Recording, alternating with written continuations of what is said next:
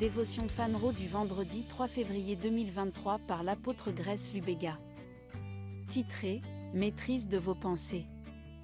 2 Corinthiens dit, 4-5 KJV, car les armes de notre guerre ne sont pas charnelles, mais puissantes par Dieu pour renverser des prises fortes, abattant les imaginations et toutes choses élevées qui s'élèvent contre la connaissance de Dieu, et amenant toute pensée captive à l'obéissance de Christ.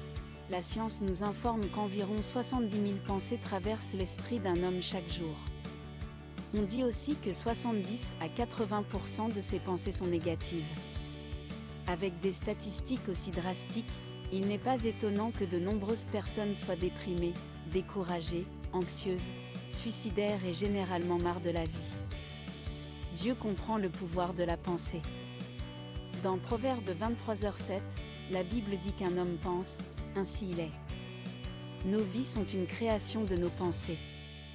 Pour de nombreux chrétiens, leur esprit est un flot incessant de réalités inconscientes aux conséquences conscientes. Paul, dans notre écriture thématique, nous dit qu'il est important de maîtriser votre vie de pensée. Vous devez apprendre à garder les pensées en captivité et vous assurer qu'elles obéissent à la vérité. Les amener en captivité signifie les arrêter. Si une pensée sur votre incompétence à une tâche vous vient à l'esprit, arrêtez-la et dites-vous que vous avez la capacité de Christ et que vous pouvez tout faire. Si une pensée sur la maladie danse dans votre esprit, soyez très rapide pour la saisir par le cou avant qu'elle ne se mette à vous imaginer dans un lit d'hôpital et éventuellement dans un cercueil. Arrêtez-le. Exercez-vous pour bloquer toutes sortes de pensées négatives. Gloire à Dieu.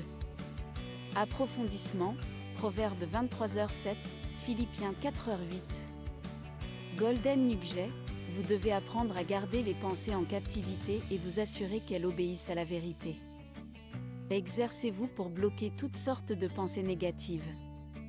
Prière, Père bien-aimé, je te remercie pour la parole d'aujourd'hui. Merci d'avoir ouvert mon esprit plus profondément au pouvoir de mes pensées. Je comprends que plus je suis exposé aux réalités spirituelles, plus mes pensées deviennent puissantes.